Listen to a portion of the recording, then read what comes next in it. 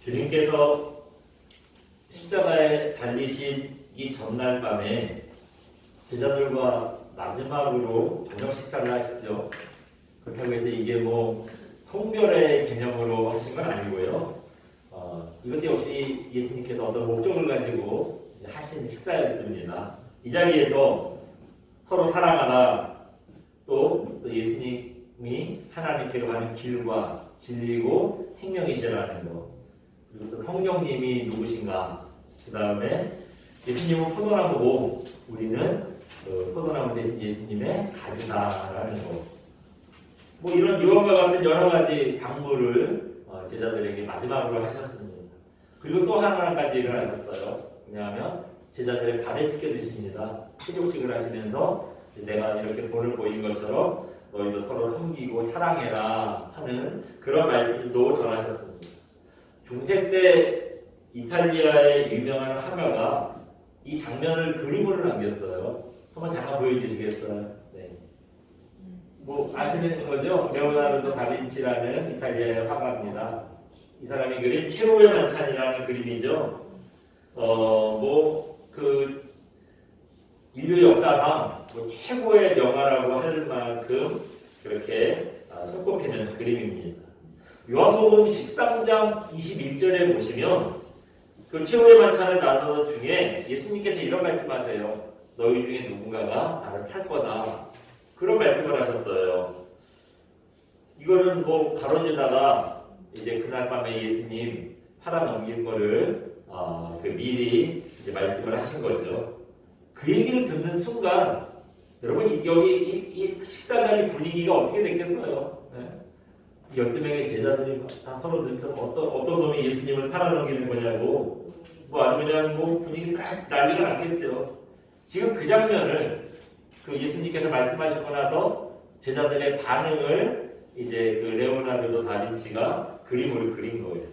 여기 보시면 아무래도 가운데 있는 분이 예수님이겠죠. 그 옆에 사람들이 지금 예수님께 뭘 물어요? 뭘 물어봤겠어요? 누가 예수님 파는 거예요? 어떤 놈이냐고 그걸 물어볼 거예요. 여기서 자기들끼리 얘기해요.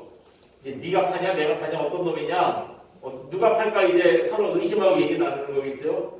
여기도 마찬가지예요. 여기도 또 자기들끼리 이 사람들은 예수님이 뭐라 그러나 누가 예수님을 팔 건지 대답할 어떤 대답을 하실지 쳐다보고 있는 거겠죠. 뭐 아무튼 분위기가 이런 거예요. 이런 분위기였습니다. 저 중에서 예수님 팔아먹을 가룟 유다는 어디 있을까요? 한번 잠깐 보여주세요. 네. 여기 까만 머리 이 사람이 가룟 유다예요. 옆에서 여기 옆에서 이 두 사람이 하얀 머리랑 여기 두 사람이 이제 누가 예수님 팔아먹느냐 누구냐 이제 어떤 사람이 가능성이 있으니까 자기들끼리 수군거리고 있는데 저 옆에 까만 머리는요 지음제가 있으니까 누구더라 누가 의심 이런 말을 못하고요 이제 가만히 듣고 있는 것 같아요. 그런데 저 가룟 유다를 조금 더 확대해서 한번 볼까요? 한번 보여주세요. 네. 여기 보시면 손에 뭘 쥐고 있죠? 이게 원본이 아니고 그냥 그림을 갖다 확대했더니 좀 흐릿해졌는데 손에 뭘 쥐고 있어요? 저게 뭐냐면 네 맞아요. 예수님 팔아먹고 선물을 받은 거예요. 아직 팔지는 않았는데 미리 선물을 땡겨받았어요. 은상식을 들고 있는 돈주머니더라 얘기하고 있어요. 저래놓고 이제 나는 아닌 척 누군지 모르는 척 하고 있는 거예요.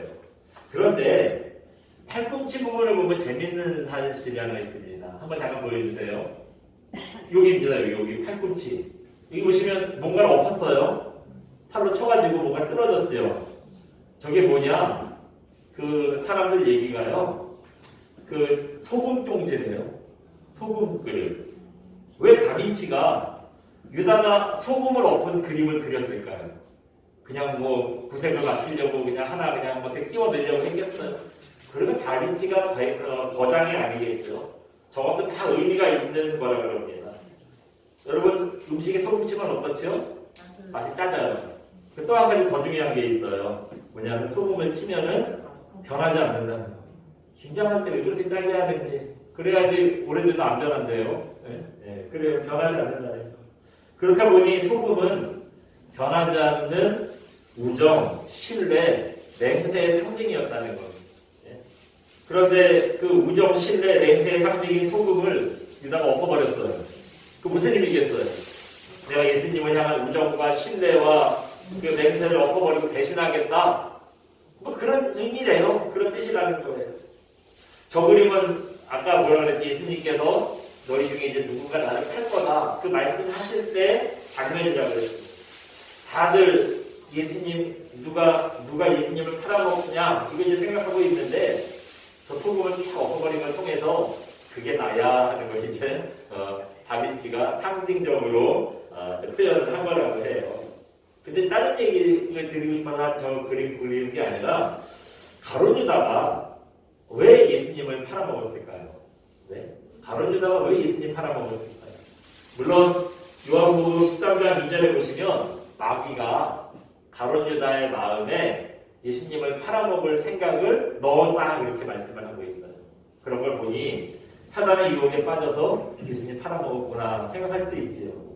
또 아니면 은 30이 뭐 작은 액수는 아닐 것 같은데 그 은을 30개나 준다니까 거기에 또 마음이 혹해가지고 예수님을 팔아먹을 수도 있고요. 또 그것도 아니면 혹시 이 가룟 유다가 예수님께서 메시아라는 확신이 없었기 때문에 예수님을 팔아먹은 게 아니었을까. 물론 예수님이 당시에 보기만 해도 보통 사람들이랑 달라요. 기적을 베푸시고 자기가 한 번도 사람들이 가보지 않은 천국에 대한 얘기를 하시고 뭐 이런 걸 보면은 일반 사람보다는 보통 사람들보다는 뛰어나지만 그래도 예수님이 하나님이시고 또 하나님의 아들이시고 메시아라는 사실 이거를 믿지 못했기 때문에 그렇게 예수님을 팔아먹을 수도 있겠다 하는 생각이 듭니다. 얘기하고 싶은 이유는 이겁니다. 왜냐하면 가룟 유다처럼요. 예수님 의심하고 배신하지 않으려면 우리 마음 가운데 예수님을 확신하는 믿음이 있어야 한다는 겁니다. 네. 예수님을 하나님으로, 예수님을 구원자로, 예수님을 우리 인생의 주인으로 확신하는 믿음이 있어야 우리가 바른 믿음을 가질 수 있다 하는 겁니다. 우리가 오늘 읽은 이 본문의 말씀이요. 바로 이 점을 가르쳐주고 있습니다. 오늘 본문은 이제 우리가 방금 얘기했던 이런 걸 뭐라고 표현했냐면요. 한번 잠깐 보여주시겠어요? 네. 같이 읽어봅니다. 시작. 우리 신앙의 터는 그리스도가 되어야 합니다. 우리 신앙의 터가 누가 되어야 한다고요? 그리스도가 되셔야 합니다. 터라는 거는 뭐 기초라고 할 수 있고 뭐 땅, 바다 뭐 이런 걸 얘기할 수 있죠. 그러니까 우리 신앙의 터, 우리 신앙의 기초는 예수 그리스도가 되셔야 합니다. 우리 11절 한번 같이 읽어볼까요? 오늘 보면 11절입니다. 같이 봅니다. 시작. 이 닦아준 것 외에 능히 다른 터를 닦아준 자가 없으니 이 터는 곧 예수 그리스도라. 여기 하반절 보시면 이 터는 곧 누구래요? 예수 그리스도. 예수 그리스도. 예수님께서 우리 신앙의 터, 우리 신앙의 기초가 되어야 한다 하는 말씀입니다. 여러분, 예수님이 우리 신앙의 기초 되셔야 됩니다. 여러분 아멘 하세요? 네. 예수님이 우리 신앙의 터, 뭐 기초, 본문에 나왔으니까 그렇게 얘기했지만 사실은 예수님께서 우리 신앙의 기초가 될 뿐 아니죠. 우리 신앙의 전부가 되셔야 됩니다. 우리가 신앙생활 얘기할 때 예수님 빼고 뭐 할 얘기 있어요? 네? 예수님 빼고 무슨 얘기를 하겠어요? 예수님 빼고 하는 얘기 다 가짜예요. 신앙에 대한 얘기를 하면서 예수님을 언급하지 않고 다른 좋은 것들 뭐 예수 믿으면 복 받고 예수 믿으면 뭐가 잘 되고 애가 학교 가고 뭐 어디가 뭐 어떻게 되고 다 거짓말이에요. 예수님 믿어도 그렇지 않은 경우도 있더라고요. 그러니까 신앙에서 예수님 빼고 하는 얘기는 다 그렇게 신뢰할 만한 얘기가 되지 못합니다. 우리 신앙을 얘기할 때에는 예수님만 얘기하십니다. 예수님이 우리 신앙의 전부가 되셔야 됩니다. 혹시 뭐 예수님 도움 받아서 부자 돼볼까, 축복 좀 받아볼까, 승진해볼까, 합격해볼까, 병들 고쳐볼까 생각하셨다면은 그 신앙은요 예수님의 터 위에 세워진 신앙이 아니라고 할 수 있어요. 그런 신앙이라면 터파기부터 잘못한 거예요. 터를 잘못하신 거예요. 그러니까 이제 그리스도로 예수님으로 우리 신앙의 터를 다시 세우시기 바랍니다. 이제는 여러분 부자 되기 위해서 축복받기 위해서 여러분 뭐 잘 되기 위해서가 아니라 예수님 때문에, 여러분 예수님의 사랑 때문에, 예수님을 섬기기 위해서 우리 신앙생활 하시기를 바랍니다. 우리가 신앙생활 하다 보면은 예수님을 뭐 열심히 잘 섬긴다고 했는데 그럼에도 불구하고 고난을 만날 때가 있어요. 안 그랬으면 참 좋은데 그럴 때가 있어요. 네. 여러분 뭐 그럴 수 있잖아요. 예수님 섬기는 데로 실패하는 분들이 있어요. 병에 걸릴 수도 있고요. 어려움을 당할 수도 있어요. 이럴 때 예수님을 신앙의 터로 세우지 않은 분들은요. 어떻게 될까요? 시험 들어요. 시험 듭니다. 네. 내가 예수님을 믿으면서 바라는 거는 축복이거든요. 네, 복 받는 거예요. 그러니까 이 그리스의 터 위에 신앙을 세운 게 아니라 축복받고 싶은 터 위에 신앙을 세운 거예요. 그 사람이 바라는 건 축복인데 근데 축복이 아니라 고난이 오고 어려움이 왔으니 잘못됐잖아요. 믿음이 흔들리지 않겠어요. 네? 그러니까 그리스도 위에 터를 세우지 않은 분들 고난이 오고 어려움 오면은요 시험 들어요. 성하고 원망하고 불평하고 마음이 교회를 갈까 말까 마음이 탁탁 하는 거예요. 근데 반면에 여러분 예수님을 신앙의 터로 세운 사람은요 어떤 어려움이 와도 흔들리지 않습니다. 변하지 않아요. 왜냐면 어차피 이분은 뭐 예수님 때문에 신앙생활하는 거지 복 받으려고 신앙생활하는 게 아니잖아요. 그렇기 때문에 신앙의 중심이 예수님으로 세워지니까요 어려움이 왔어요. 그럼 어떻게 생각하느냐? 어려움이 왔나 보다. 그래서 여전히 하나님 앞에 나가는 거예요. 어려움 올 수도 있죠. 살다 보면은 예수님도 어려움 당하고 뭐 바울도 어려움을 당했는데 내가 어려움을 당하는 건 당연하다. 그걸 아무것도 아니다 생각하면서요. 어려움이 와도 예수님 앞에 나아가는 거예요. 또 좋은 일이 생겼을 때 교만해지고 거들먹거리고 그렇지 않습니다. 좋은 일이 생겼네. 감사하네. 하면서 그냥 또 하나님 앞에 나아가는 거예요. 그러니까 이 사람 변함이 없어요. 예수님을 신앙의 터로 세운 사람은 어려움이 와도 흔들리지 않고 좋은 일이 왔다고 교만해지지 않고 늘 똑같이 하나님 앞에 나아가는 그런 모습을 보여주는 겁니다. 그리고 신앙의 길은 이런 길인 것 같아요. 한번 잠깐 보여주세요. 같이 읽어볼까요? 신앙의 길은 가는 것이 아니라 가는 것입니다. 네, 저 바로 안에 뭐가 들어가면 좋을까요? 네, 네. 한번 제가 답을 달아봤는데 한번 보실래요? 네, 한번 보여주세요. 네. 신앙의 길은 어떻게 가는 거래요? 알고 가는 것이 아니라 믿고 가는 것입니다. 아멘. 예. 여러분 신앙의 길은요 알고 가는 게 아니라 믿고 가는 겁니다. 네, 믿고 가는 겁니다. 우리가 가는 신앙의 길 뭐 다 알고 가는 거 아니잖아요. 네. 하나님의 뜻이 있어 이런 권한이 있는 거겠지. 그건 우리 그 사실을 믿고 신뢰하고 가는 거잖아요. 아무리 기도해도 애가 아픈데 왜 아픈지 이유를 모르겠어요. 그렇게 있죠. 헌신을 그렇게 많이 했는데 내가 하나님 앞에 헌신을 한다고 헌신을 엄청 했는데요. 왜 사업의 길이 열리지 않는지 여러분 그 이유 모르잖아요. 코로나가 왜 와서 이렇게 몇 년 동안 나를 힘들게 하는지 세상 사람들이 그래요. 우리가 하나님의 뜻이 있으려니 뭐 얘기하면은 니네 하나님은 도대체 어떤 양반이길래 이런 코로나 같은 큰 병을 줘가지고 전 세계를 어렵게 만드냐? 사실 몰라요. 우리도 그 뜻을 어떻게 알아. 물론 하나님의 섭리 안에 일이 일어났지만 왜 그 코로나 지었는지 우리 몰라요. 어디 가서 이렇게 정확하게 뭐 때문이다라고 얘기하기 참 어렵고 곤란한 일이에요. 우리 인생은요. 교회를 아무리 열심히 다녀도 이유를 모르는 일 투성입니다. 가끔씩 저한테 물어봐요. 애 안 생기는 분들이 와가지고 왜 애가 안 생길까요? 저도 모르죠. 그걸 제가 어떻게 알아요? 참 그렇게 나도 몰라요라고 얘기할 수는 없지만 참 곤란한 질문들을 하실 때가 있어요. 목사도 몰라요. 목사라고 어떻게 다 알겠어요. 네. 그래도 불평하지 않고 여러분 원망하지 않고 다 하나님의 뜻이 있으려니 우리가 믿고 이 길을 걸어가는 거죠. 네. 그래서 신앙은요. 다시 한번 읽어볼까요? 신앙의 길은 알고 가는 것이 아니라 믿고 가는 것입니다. 네. 여러분 뭐든지 다 알려고 너무 애쓰지 마세요. 아무리 애를 써도 모르는 건 몰라. 죽어도 몰라. 하나님께서 안 가르쳐 주세요. 왜 안 가르쳐 주시냐? 그 이유를 알려줘도 우리가 납득할 만한 그릇이 못 되거든요. 하나님의 깊은 뜻을 우리가 어떻게 알겠어요? 그저 뭐 나중에 지나 보니까 이런 하나님의 뜻이 그때 있었구나. 우리가 어렴풋이 그냥 깨달을 뿐이죠. 우리가 다 알고는 못 가는 거예요. 그래도 하나님의 뜻이 분명히 그 안에 있으려니 하는 이런 신뢰의 마음으로 믿고 가는 거 아닙니까? 네. 그래서 여러분 신앙의 길 우리가 믿고 가야 되는데 그 신앙의 길을 잘 갈 수 있는 방법은요. 그리스도의 터 위에 우리가 신앙의 기초를 쌓는 것 뿐입니다. 예수님을 우리 신앙의 기초로 만드는 것 뿐이에요. 우리 신앙의 기초로 예수님을 만들어야 어떤 어려움에 흔들리지 않고요. 어떤 뭐 좋은 일이 생겼다고 해서 막 교만하고 뭐 도망 이런 일이 없는 거예요.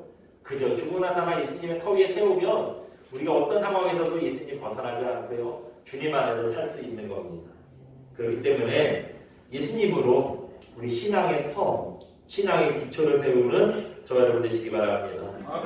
예수님 외에 그 어떤 것으로도 우리 신앙을 흔들 수 없는 그런 반석 같은 믿음에 세워지기를 주님의 이름으로 축원드립니다. 두 번째로 생각해 볼 게 있어요. 두 번째 생각해 뭐냐면 한번 보여주세요. 같이 읽어봅니다. 예수님으로 터를 닦은 다음에는 공적을 쌓아야 됩니다. 이 공적이라는 말이 나오면 약간 거북스러워요. 왜냐하면 불교에 보면 공덕이라는 게 있잖아요. 불교는 착사를 많이 해가지고 극락을 간다는 얘기를 해요. 공덕. 그러니까 덕을 쌓아야 된다는 거예요.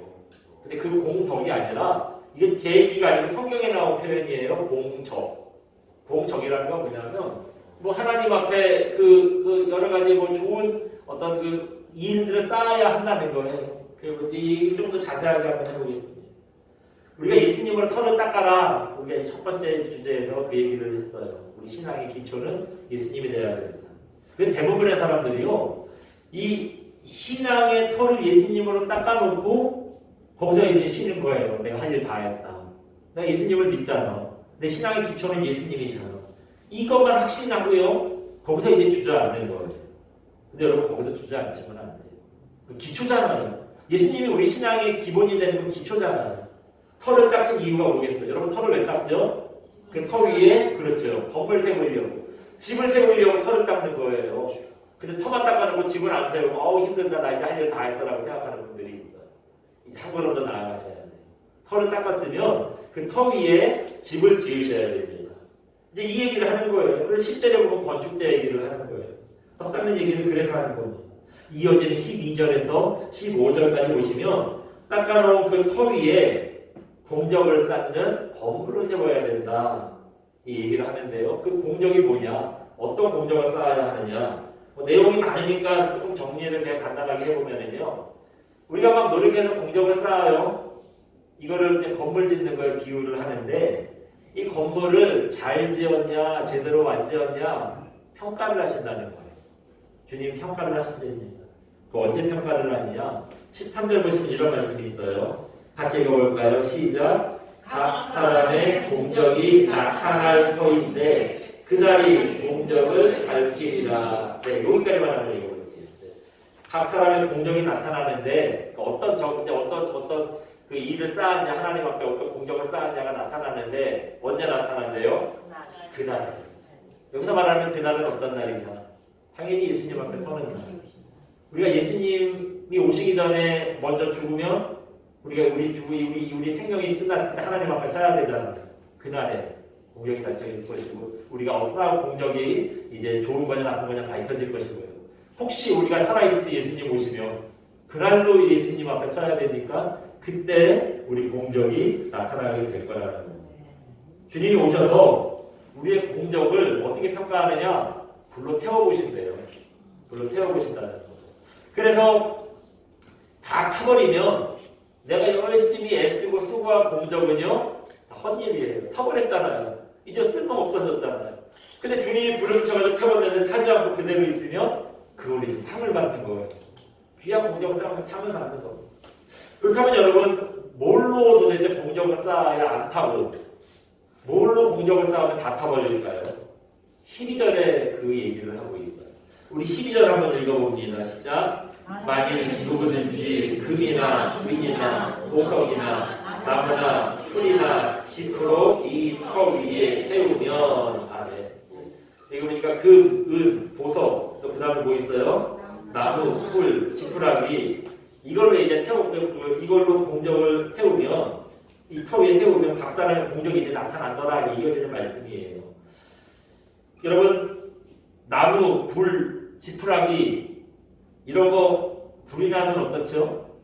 제일 먼저 타는 거예요. 네? 나무, 뭐 돌이랑 나무랑 해서 나무 먼저 타죠. 나무, 불, 지푸라기 제일 먼저 타는 거예요. 주님께서 불을 붙이는 순간 이렇게 나무, 불, 지푸라기로 세운 공적은 다 타버리는 겁니다. 홀라당 다 타버리는 거예요. 여기서 말하는 나무, 풀, 지푸라기는 타버리고 썩어질 세상 것들을 얘기하겠죠. 세상 걸로는요, 우리가 아무리 공적을 많이 쌓아놔도 그냥 주님이 불을 붙이는 순간 다 타버리는 거예요. 내가 뭐 세상에서 뭐 잘났어, 뭘 또 능력이 있었어, 어디 뭐 대단한 명예가 있어, 뭐 엄청 쌓아놔야 대단한 사람 같거든요. 근데 주님은 그걸 불을 붙여보신대요. 근데 그게 잘 버티면 좋은데 그렇게 대단한 것 같은 것도 주님이 태우시면 다 타버린다는 거예요. 우리가 볼 때는 대단한 것 같은데 결국에는 나무고 지푸라기고 뭐 풀뿌리밖에 안 된다는 겁니다. 네. 반면에 성경을 보시면 우리 믿음을 주로 뭐에 비유하죠? 금, 정금에 비유한 표현들이 많아요. 그러니 여기 12절에서 얘기한 금, 은, 보석 이것도 우리가 뭘로 볼 수가 있겠어요? 우리 믿음으로 수고하고 쌓아놓은 그런 것들을 우리가 생각해도 우리가 없겠지요. 우리가 믿음으로 드리는 예배, 기도, 헌신, 순종 이런 공적은요. 주님이 불을 붙였을 때 탈까요? 안 탈까요? 안 탄대요. 안 탄대요. 세상에 뭐 대단한 것 같은 사람도 그 사람이 갖고 있는 모든 걸 다 타버리는데 우리가 앉아서 이렇게 예배 드리는 거. 하나님과 기도하면서 교제했던 거. 하나님 앞에 주님의 이름으로 헌신하고 섬겼던 거. 이런 거는 안 탄대요. 그대로 남아있는다는 거예요. 아무리 태워도 그대로 남아있어서 이게 결국에는 우리가 상급을 받을 근거가 된다는 겁니다. 이런 상이 우리에게 남아있다라는 거예요. 그렇기 때문에 여러분 부자 되는 거, 명예를 얻는 거, 복 받는 거 이런 공적 쌓겠다고 하나님 도와주세요. 아무리 기도해봐야 안 돼요. 그리고 어차피 하나님 주셔요. 뭐 주실 수도 있어. 근데 나중에 주셨어도 주님이 불을 붙였을 때 어차피 걔들은 다 타버릴 거예요. 우리가 대단한 거 갖고 맨날 이거 주세요, 이거 주세요 하는데 그거 뭐 줘봐야 다 타버릴 겁니다. 우리는 그런 거 말고 그리스도의 터 위에 믿음의 공적을 쌓으셔야 됩니다. 믿음의 공적을 세우셔야 돼요. 특히 여러분 뭐 많은 믿음의 공적들이 있지만 요즘 전도의 공적을 쌓으시기 바랍니다. 예수님은요 한 영혼이 온천하보다 귀하다고 하셨어요. 그 한 영혼을 구원하는 게 가장 값진 일이다. 그렇게 말씀하십니다. 여러분 그 황성주 생식이라고 아시죠? 그 황성주라는 분이 만든 뭐 생식이래요. 뭐 음료수도 있고 막 그러던데 이분이 의사죠. 근데 이분이 의사시면서도 목회도 하는 목사님입니다. 교회도 하세요. 이분이 목사님이세요. 신문에서 이분이 칼럼을 하나 썼는데 참 귀한 얘기를 하더라고요. 잠깐 소개해드리면 이런 거예요. 요즘 우리 한국이 얼마나 잘 나갑니까? 뭐 엄청나죠. 이제는 외국에 가도 뭐 유창하게 한국말 하는 사람들 흔하게 볼 수 있을 정도로 참 우리의 대단한 많이 우리가 주목을 받고 있습니다. 세계에서 주목을 받고 있습니다. 한국이 뭐 요즘에 얼마나 대단한지요. 평균 수명이 우리나라가 세계 1위래요. 예전에는 일본이 제일 많이 살았는데 한국이 일본을 앞섰대요. 우리가 평균 수명 세계 1위래요. 그래가지고 고령화 문제가 생겼잖아요. 또 그 다음에 뭐 세계 혁신 국가 한국이 1위래요. 전에 잠깐 얼마 전에 뉴스 보니까 코로나19로 뭐 오미크론이고 일본에 막 퍼졌잖아요. 그 사람들은 그 데이터를 보여주는데 이런 종이로 프린트해 놓은 걸 카메라로 찍어서 보여줘. 우리 같은 건 어떻게 해요? 네? 이 영상장을 만들어가지고 교회에서도 이런 걸 하는데 어떻게 방송국에서 이거를 무슨 프린터를 카메라를 비춰서 해요? 일본은 이제 혁신해서 물 건너갔어. 우리가 혁신이 세계 최고라는 거예요. 또 반도체, 정보통신, TV, 냉장고, 세탁기, 뭐 조선업, 인터넷 보고 여러분 우리 어르신들 집에서 다 인터넷 있잖아요. 컴퓨터는 없어도 인터넷 다 깔려 있잖아요. 그래가지고 핸드폰 이거 뭐야 그 와이파이로 다 하시잖아요. 네? 인터넷 보급률이 세계 최고라는 거예요. 또 대학 진학률, 평균 IQ 저도 이번에 처음 알았는데 특허의 비율 우리나라가 특허를 제일 많이 냈대요. 그 얘기는 무슨 말이냐 하면 특허를 많이 냈다는 얘기는요 그만큼 좋은 기술을 먼저 가지고 있다는 거예요. 그래서 우리가 그런 겁니다. 이게 다 세계 1위래요. 또 요즘에 BTS, 뭐 한국 드라마, 한국 영화 세계 최고잖아요. 무엇보다도 이 코로나19 때문에 이 K 방역, 우리나라가 만들어낸 이 방역 기술을 전 세계가 다 따라하지 않았습니까? 여러분 K 방역, K 컬처, K 팝, K 푸드, K 의료, K 점 코리아에 K 점을 붙여가지고 다 갖다 붙이는데 다 괜찮대요. K 정치만 잘하면 참 좋을 거예요. 정치가 정수를 다 깎아먹어요. 우리 한국이 5천년 역사 중에서 지금처럼 힘있고 세계의 중심이 된 적은 한 번도 없을 정도로 우리가 지금 세계 최고의 나라가 됐습니다. 황성준 목사님이 이렇게 우리나라가 발전되고 좋은 그런 바탕이 만들어진 이유를 이분이 성경에서 찾아왔대요. 뭐냐면 신명기 28장 1절 말씀입니다. 한번 잠깐 보여주시겠어요? 같이 한번 읽어봅니다. 신명기 28장 1절 말씀. 내가 내 하나님 여호와의 말씀을 삼가 듣고 내가 오늘 내게 명령하는 그 모든 명령을 지켜야 하면 내 하나님 여호와께서 너를 세계 모든 민족 위에 뛰어나게 하실 것이라. 아멘. 이 말씀에서 우리나라가 왜 세계 최고가 됐느냐? 이 답을 이유를 찾았다는 거예요. 우리가 이렇게 요즘에 전 세계적으로 뛰어난 나라가 된 이유는 하나님 말씀 잘 따르고요. 우리가 전도와 선교를 열심히 했기 때문이다. 이분이 이렇게 얘기를 해요. 요즘 사실 좀 욕을 좀 먹고 있습니다만 그래도 종교를 가진 사람들 중에 여러분 뭐가 1위예요? 기독교가 1위예요. 교회가 어쩌고저쩌고 해도 교회가 많아요. 또 우리나라가 여러분 미국에 이어서 선교사를 세계에서 두 번째로 많이 파송한 나라입니다. 이 황성주 이분이 연도별로 이렇게 한번 좀 선교사를 많이 파송한 나라들을 봤대요. 그랬더니요, 이런 나라들이 이제 뽑혔다는 거예요. 미국, 영국, 한국, 독일, 호주, 캐나다, 노르웨이, 스위스, 핀란드, 스웨덴. 여러분 이 나라들 어떻습니까? 하나같이 다 잘 사는 나라들이에요. 하나같이 앞선 문화를 가진 그런 선진국이라고 불리는 나라들입니다. 우리나라를 포함해서 이 나라들이 선진국이 된 이유가 뭐겠어요? 네? 하나님 잘 섬기고 말씀에 준행해서 선교와 전도 열심히 하고 그랬더니 너를 세계 모든 민족 위에 뛰어나게 하실 것이다. 이 하나님의 약속의 성취 아니겠습니까? 세상 사람들은 그래요. 그런 얘기하면 어떻게 우연히 하다 보니 전도 열심히 하는 나라랑 선진국이 맞은 건지 하는데 우리가 믿음의 눈으로 보면 아니잖아요. 하나님 약속하셨잖아요. 하나님 말씀을 상가 잘 듣고 하나님의 말씀을 잘 전하면은 하나님 여호와께서 너를 세계 모든 민족에 뛰어나게 해주실 거야. 이 말씀을 우리가 알고 그 말씀의 믿음을 보니까 이미 이루어진 거 아니겠습니까? 여러분 요즘 코로나 때문에 전도하기 참 힘들어요. 근데 여러분 그래도 반개 전도는 할 수 있잖아요. 우리가 아는 사람들 예수님 앞으로 어렵고 힘들 때 오히려 더 그 주님의 위로를 받고 힘을 내야 되지 않습니까? 이런 관계전도를 할 수 있잖아요. 교회의 역사에 보면은요, 아무리 핍박이 있어도 핍박이 있다고 전도가 끊어졌던 거는 전도가 멈췄던 적은 단 한 번도 없었습니다. 심지어 여러분 북한에도 전도를 해요. 북한에서도 목숨 걸고 전도를 해요. 지금도 복음을 전해서 예수님을 믿는 사람들이 있어요. 그래서 이 북한에서 전도받고 어떻게 또 탈출해가지고 중국에 있다가 아니면 또 중국에서 전도받고 다시 복음을 전하겠다 북한으로 다시 들어가는 사람들이 있어요. 세상에 그런 사람들이 있다니까요. 지금도 있어요. 네. 그런 사람들에 비하면 사실 코로나 정도는 아무것도 아니잖아요. 네. 이 정도는 아무것도 아니지 않습니까? 요즘 금요일마다 그 야당역에서 저랑 다른 교회 그 교인 세 분이랑 전도하고 있어요. 이게 어떻게 이 일을 시작하게 됐냐면 우리 이전하고 얼마 안 됐을 때 모르는 번호로 전화가 왔어요. 핸드폰 얘기를 제가 받아봤죠. 받아봤더니 이분이 영국 선교사시래요. 코로나 때문에 이제 우리나라에 들어왔다 그러더라고요. 들어왔는데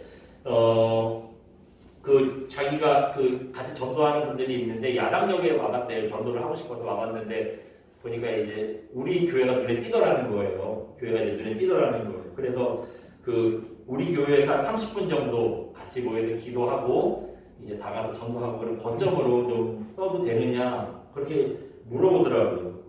다른 일도 아니고 전도한다는데 우리 교회 못 써요. 그럴 수 없잖아요. 마음껏 쓰시라고 그랬죠. 또 우리 교회에서 전도 모임을 한다는데 제가 모르는 척 할 수 있어요. 그래서 금요일마다 지금 뭐 좀 됐죠. 1시부터 한 3시 반 4시까지 전도해요. 예. 우리 교회 전도지 주고 나가서 이분들이 전도해주고 있어요. 같이 전도하고 있어요. 우리가 믿음의 공적을 세워야 되는데 특히 여러분 전도의 공적을 세우시기 바랍니다. 이거는요. 개인은 말할 것도 없고요. 국가가 잘 되고 또 우리 하나님 나라가 잘 되고 무엇보다도 불행하지 않는 공적을 세우는 길입니다.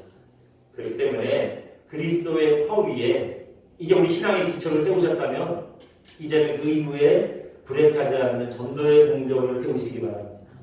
그래서 우리가 하나님께 기쁨을 드리고 한 영혼이라도 주님 앞에 구원받게 하는 신령한 은혜를 감당하는 귀한 전도 되시기를 주님의 이름으로 축원드립니다.